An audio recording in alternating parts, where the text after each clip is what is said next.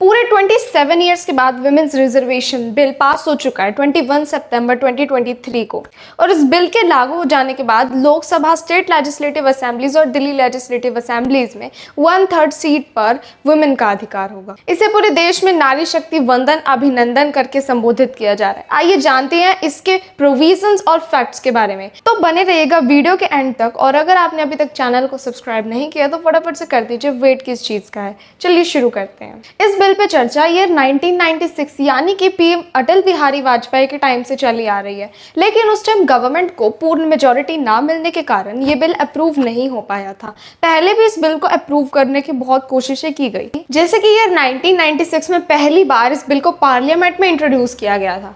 2009 में जब गवर्नमेंट ने इस टॉपिक पर डिस्कशन की तो कई सारे प्रोटेस्ट देखने को मिले इसके अगेंस्ट। लेकिन इस वुमेन्स रिजर्वेशन बिल की इतनी नीड क्यों है, आइए जानते हैं। लोकसभा के अंदर महिलाओं की संख्या 82 है, जो कि 15.2% है सारे मेंबर्स का। राज्यसभा में ये नंबर 31 है, जो कि राज्यसभा के सारे मेंबर्स का सिर्फ 13% बनता है। वैसे तो ये फर्स्ट लोकसभा मीटिंग जिसमें 5% वुमेन मेंबर्स थी ओनली, उससे बहुत ज्यादा है, लेकिन फिर भी कई कंट्रीज के कंपैरिजन में ये बहुत ज्यादा कम है। According to the UN women data, Rwanda 61% के साथ, क्यूबा 53% के साथ और निकारागुआ 52% के साथ वर्ल्ड की टॉप 3 विमेन रिप्रेजेंटेशन प्रोवाइड करने वाली कंट्रीज हैं। और तो और बांग्लादेश और पाकिस्तान भी 20% विमेन रिप्रेजेंटेशन के साथ इंडिया से आगे हैं। बात करते हैं लोकसभा में विमेन्स रिजर्वेशन के बारे में। बिल के पास होने के बाद कॉन्स्टिट्यूशन में एक नया आर्टिकल 330A ऐड होगा। इसके प्रोविजंस आर्टिकल 330 से बोरो किए हुए हैं, दोनों बहुत ज्यादा सिमिलर हैं।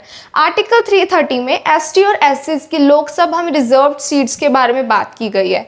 और तो और लोकसभा में जितनी भी सीट एसटी और एससी कास्ट के लिए रिजर्व्ड है, उन सीट्स का भी 1/3 हिस्सा वुमेन्स के लिए रिजर्व्ड है। Reservation in the state legislative assemblies के लिए ये बिल कॉन्स्टिट्यूशन में आर्टिकल 332A को इंट्रोड्यूस करता है, जो कि मैंडेटरी बना देता है विमेन्स के लिए रिजर्वेशन को हर एक स्टेट लेजिस्लेटिव असेंबली में। जो सीट्स एसटी और एससी के लिए रिजर्व्ड है, उसका भी 1/3 हिस्सा वुमेन्स के लिए रिजर्व्ड है। और जो सीट्स डायरेक्ट इलेक्शंस द्वारा फिल की जाती हैं स्टेट लेजिस्लेटिव असेंबलीज की, उसका भी 1/3 हिस्सा वुमेन्स के लिए रिजर्व्ड होगा।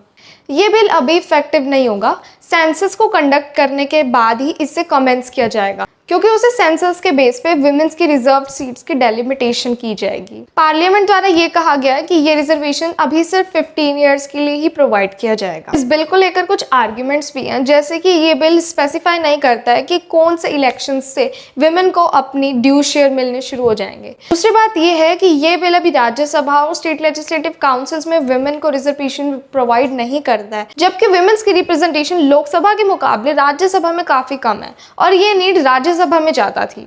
तो उम्मीद करती हूँ आपको वीडियो इन्फॉर्मेटिव लगी हो। चैनल पर नए और अभी तक सब्सक्राइब नहीं किया है तो वेट किस चीज का है, फटाफट से सब्सक्राइब करके बेल आइकन दबा दीजिए।